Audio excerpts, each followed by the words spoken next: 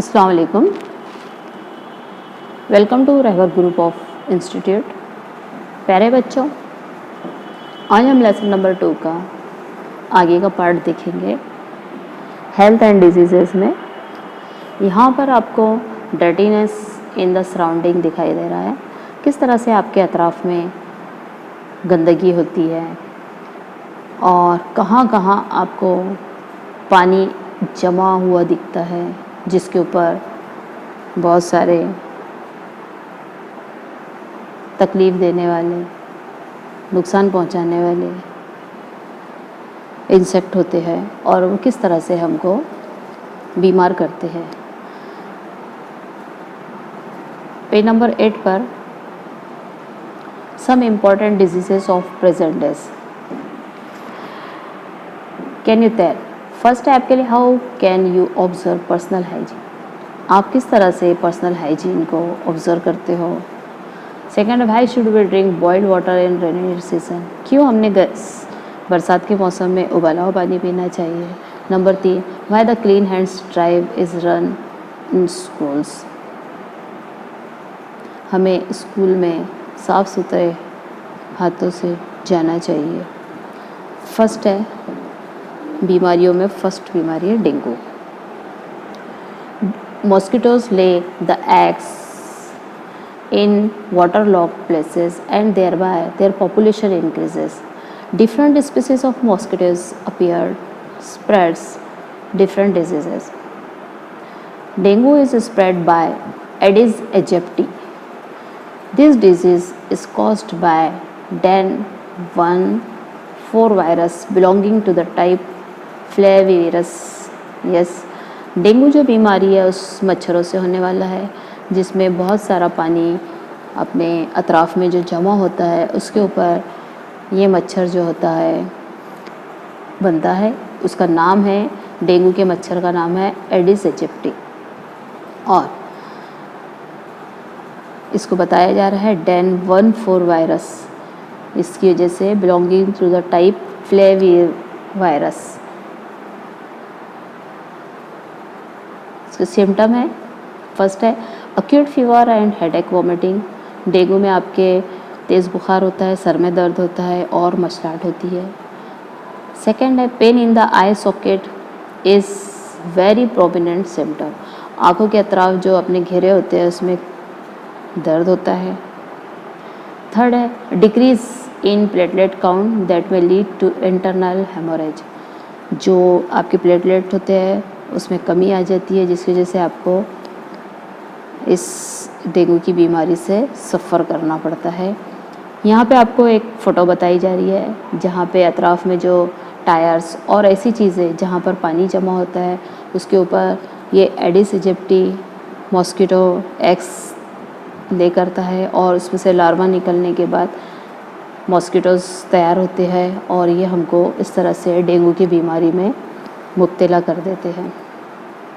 अब कौन सी प्रिकॉशन है जिससे म्यूनसिपैलिटी ने, ग्राम पंचायत ने लेना चाहिए। यहाँ पर आपको दिखाई दे रहा है कि malaria is spread by female Anopheles. Malaria भी मच्छरों से होने वाली बीमारी है जो फीमेल एनोफिलिस मच्छर से होती है। इसके अलावा एलिफेंटिटिस एक बीमारी है जो फीमेल क्यूलेक्स की मदद से होती है, एनोफिलिस क्यूलेक्स। और इसके अंदर पैर जो होते हैं हाथी के जैसे फूल जाते हैं, इसको बोलते हैं एलिफेंटिटिस, यानी फील पॉ, यानी हाथियों के पैर कैसे इंसानों के पैर सूज जाते हैं। And Aedes Anopheles and Aedes grows in the clean water while Culex in dirty sewage water. Female Culex, Anopheles और एडिस जो होता है ये साफ़ सुथरे पानी में पाया जाता है, जबकि क्यूलेक्स मच्छर जो होते हैं ये गंदे पानी में पाए जाते हैं। इसके बाद में हम सेकेंड देखेंगे स्वाइन फ्लू। स्वाइन फ्लू में पहला है infection for swine flu occurs through pigs and humans. इंसानों के ज़रिए और पिग्स के ज़रिए स्वाइन फ्लू इन्फेक्ट होता है। Viruses of swine flu are spread through secretion of nose, throat and saliva. Swine flu के वायरस जो होते हैं नाक के ज़रिए सीक्रेशन जो होता है या गले में से जो सलाइवा निकलता है उसके ज़रिए फैलते हैं। सिम्टम ऑफ स्वाइन फ्लू, इसका पहला सिम्टम है डिफ़िकल्टी इन ब्रीथिंग, सांस लेने में दुश्वारी होती है।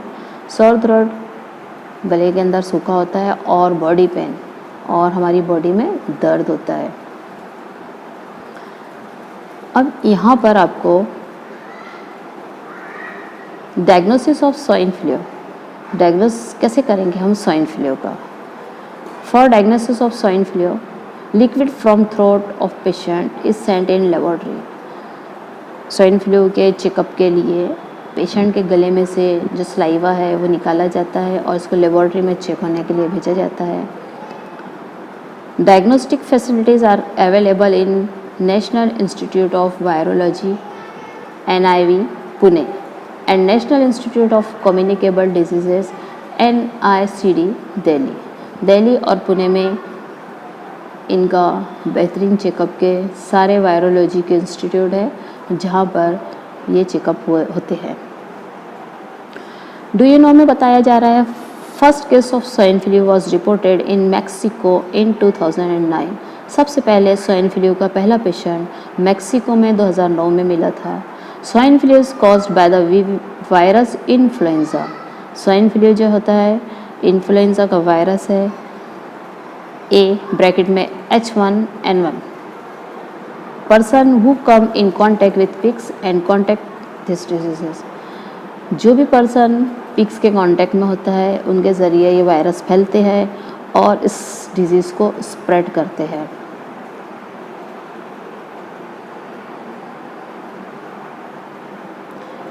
नेक्स्ट है हमारी डिजीज़ एड्स। एड्स का लॉन्ग फॉर्म है acquired immuno deficiency syndrome. This disease is caused by HIV human immunodeficiency virus. In this case, victim suffers from various diseases due to progress weakening and natural immunity. Diagnosis of AIDS cannot be confirmed without test in medical laboratories. ELISA test is used. Its proper diagnosis.